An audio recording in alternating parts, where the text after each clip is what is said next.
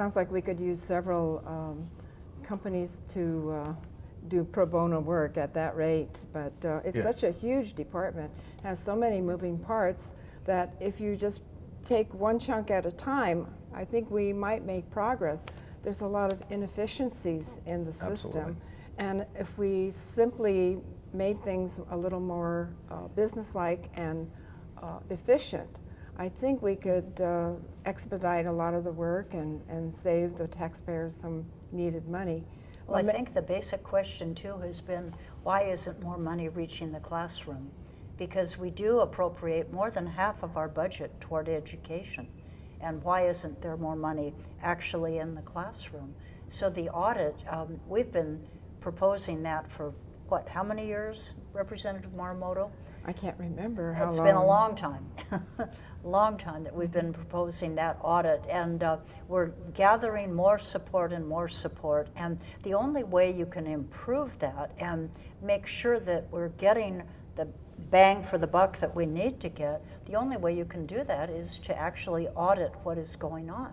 And so I would think that this year of all years that legislation should make it through. Well, I certainly hope so. We need improvement in our system, an educational system. And I notice when the population of students goes down, then you tend to drop teachers because of collective bargaining agreements. On the other hand, we never see the number of the bureaucracy or the administration and the district superintendent's office go down appreciably. And so I'd rather see the classes get smaller and we retain the teachers, and I think that might help our scores a little bit. But at this point, you know, we've got to do something because our kids deserve better. Absolutely. Well, the other thing that I'm very concerned about is that junior kindergarten will be eliminated in another year, and I was very opposed to that, because all of the studies show that the younger that you have a child getting some form of education, the better that child will perform throughout her or his lifetime. And so we need to be addressing junior kindergarten, but with the budget crunch that we have now, we have to be able to peel some of that money away from the inefficiencies in Department of Education. And that's just something that all of our children will benefit from if we could get the early education fully funded so the children all can have a chance to do that. Hurrah, yes, I second that motion. Well, Representative Fontaine, you're relatively new to the legislature, and I think you can tell the viewers a little bit about yourself. Had they had the opportunity yet to know your background? I'm really impressed that you were in the police department. Yes, actually on the last show that I was on, I did get into my background a little bit, but I'd be more than happy to talk about it again. I retired from the Maui Police Department after 25 years.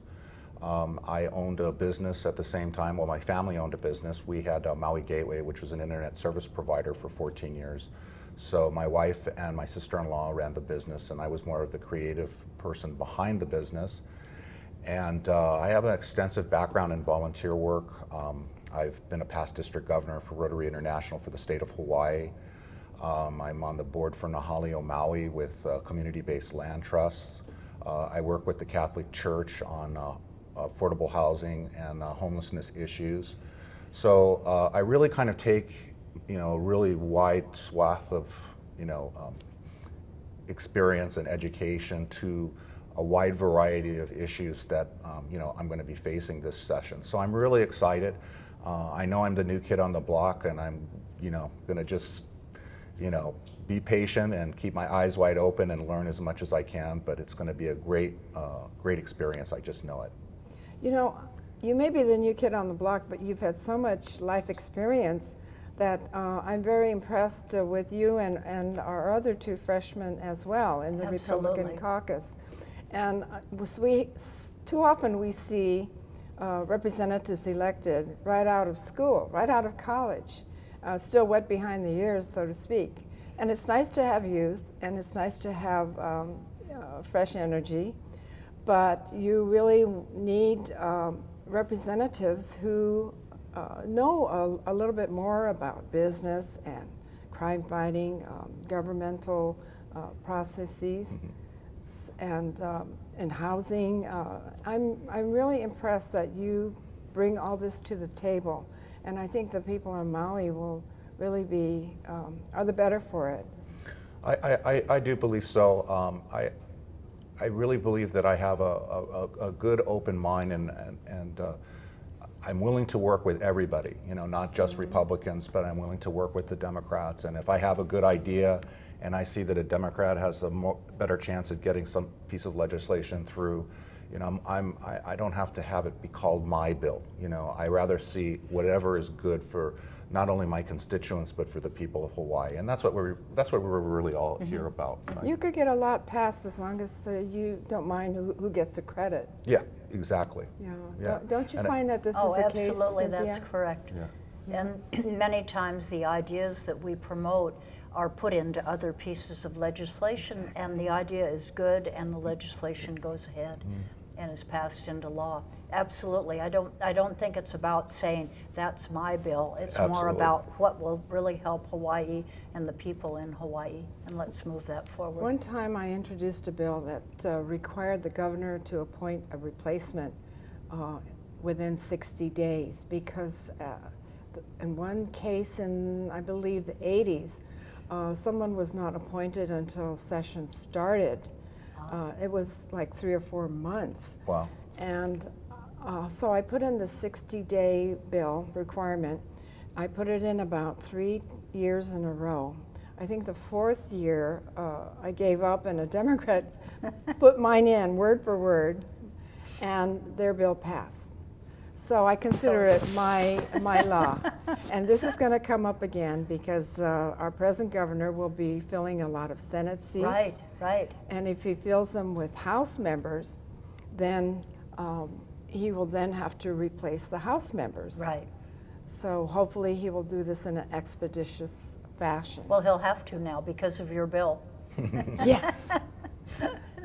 And let's make sure that the governor is the one who's appointing our new Board of Education, and that Absolutely. we don't get we don't want to get our hands into that mess with the Senate and start, because then we're going to take away the accountability. The whole idea why the people wanted this legislation is because they want the governor to be held accountable if that board doesn't perform. Absolutely, and if there's this amorphous committee that's kind of comprised of all these different appointments, then you don't have any real accountability. So this because this commission will nominate people for the governor to pick. right, but then the problem is the governor can't be held really accountable because he say, hey, it wasn't my because choice. it came from other sources. Exactly. So absolutely, the line should be clear and direct, with the governor appointing, Senate having its confirmation responsibility, that's fine. Yes. But the governor choosing and appointing and then being held accountable.